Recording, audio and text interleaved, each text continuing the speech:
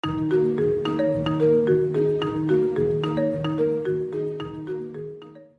akan lanjut belajar tentang CodeIgniter 4. Kita masih belajar tentang controller bagian yang kedua. Jika sebelumnya kita sudah belajar controller, cara kerja dari controller. Saya ingatkan lagi, pastikan Anda sudah belajar tentang PHP untuk siswa SMK ini sebagai dasar. Sebelum kita lanjut di CodeIgniter ini penting karena ini menjadi dasar dari materi yang kita pelajari, yaitu di CodeIgniter. Kita akan lanjutkan materi tentang controller lagi. Di dalam sini kita sudah membuat sebuah controller, yaitu kategori dan menu. Sekarang kita akan lakukan pengelompokan supaya ini nanti lebih mudah. Jadi misalnya kalau di dalam sini ini ada menu dari admin, ada juga menu dari frontnya, dari homepage-nya. Kita akan buat sebuah folder namanya admin dan front. Di dalam sini, di dalam folder controllers ini, saya akan buat sebuah folder. Kita bisa klik kanan, kemudian new folder. Nah, folder ini saya akan beri nama admin untuk admin. Kemudian saya akan buat sebuah folder lagi. Saya akan beri nama new folder. Kemudian saya akan beri nama front untuk front page. Nah, di dalam menu admin ini saya akan pindahkan kategori sama menu ini. Saya akan klik, tahan, saya akan pindahkan ke dalam admin. Move, kita klik move. Kemudian yang menu ini juga saya klik, saya pindahkan ke dalam admin. Kita klik move. Nah, ini. Jadi di dalam admin ini sudah ada kategori dan menu. Sekarang yang front ini, misal saya akan buat sebuah, saya akan copy file saja dari sini home. Saya akan copy, saya akan paste di dalam front. Paste dalam front. Nah, home ini saya akan rename menjadi front page. Nah, ini front page seperti ini saja, front page atau home page boleh. Jadi kita beri nama home page saja supaya gampang. Nah, ini home page. Di sini juga akan kita beri nama home page. Home page. Kemudian kita simpan. Gimana cara memanggil controller yang ada di dalam folder-folder ini? Karena di materi yang sebelumnya kita memanggil langsung menggunakan ini kategori. Kemudian contoh, saya akan menggunakan kategori ini untuk select. Di sini dalam sini kategori, saya akan panggil select saja.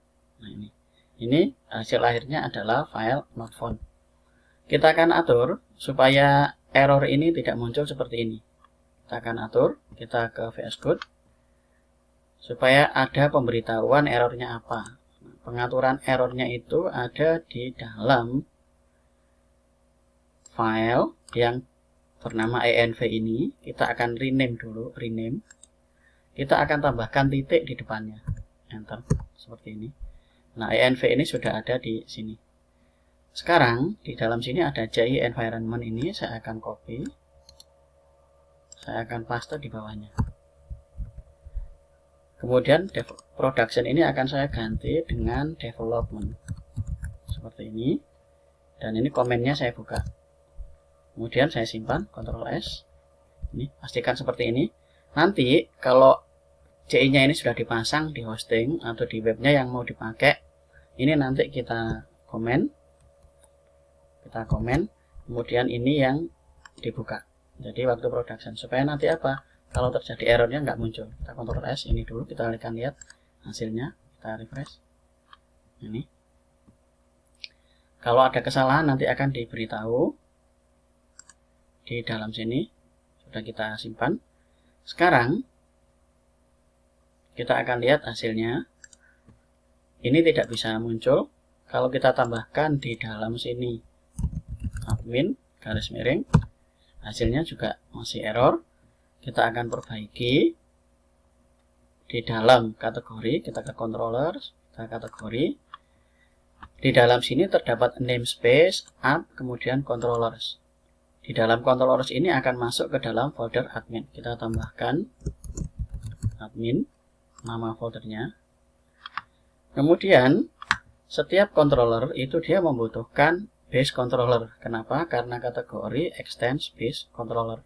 Berarti kita akan menggunakan base controller. Caranya adalah use, kemudian masuk ke dalam app,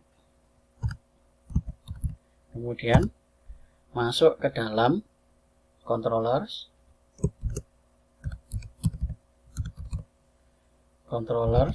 nah ini ada S-nya sesuai dengan ini.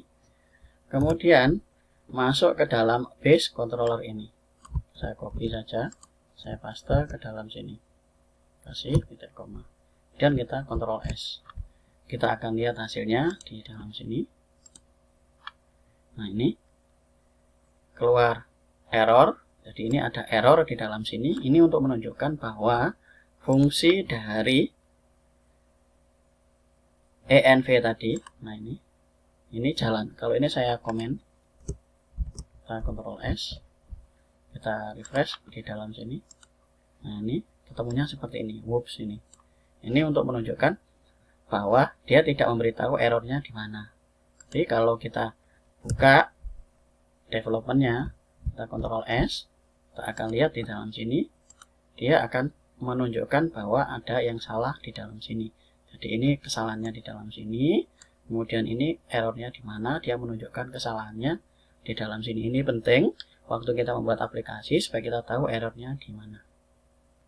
Kita akan lihat errornya. Kita kembali ke menu dari yang kita buat tadi. Nah, ini kategori, ini backslash-nya hilang sama dengan yang di atas. Use app, jadi ini app sama dengan tulisan yang ada di dalam sini, app, kemudian controllers, base controllers.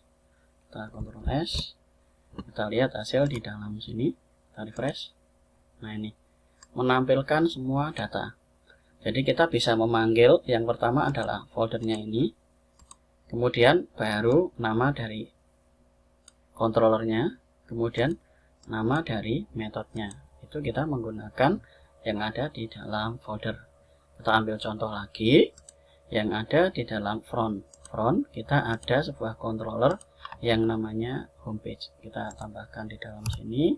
Dia ada di folder namanya adalah front. Kemudian yang di kategori ini kita bisa copy saja, use app, copy, kita akan paste di dalam homepage. Nah, ini dia memanggil dari welcome message. Kita Ctrl S. Kita akan lihat hasilnya di dalam sini. Foldernya adalah front, kemudian slash homepage. Kita enter.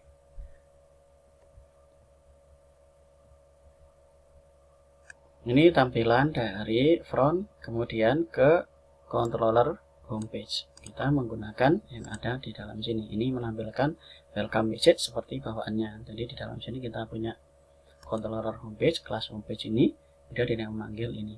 Dia ada di dalam folder front. Untuk menggunakannya kita tambahkan di dalam sini namespace add controllers, kemudian folder front. Ini maksudnya adalah file yang kita buat itu ada di dalam app, kemudian masuk ke dalam controllers, masuk lagi ke dalam folder front. Kemudian karena kelas ini adalah extend dari base controller, mari kita menggunakan use, kemudian app, controllers, base controller. Jadi kita supaya kelas ini bisa menggunakan dari base controllernya. Jadi perlu ditambahkan ini supaya kelas homepage ini bisa menggunakan kelas dari base controllernya. Nah, itu yang harus dipahami untuk penggunaan dari controllers, di mana controller itu diletakkan di dalam folder-folder untuk memudahkan. Jadi untuk memudahkan nanti kalau terjadi penambahan dari pembuatan aplikasi yang kita buat, misalnya kita mau tambahkan menu apa, itu ada di admin atau di front. Kalau misalnya di front, kita membuatnya filenya di front, jadi supaya lebih tertata lebih mudah nanti di dalam perawatan dari aplikasi yang kita buat.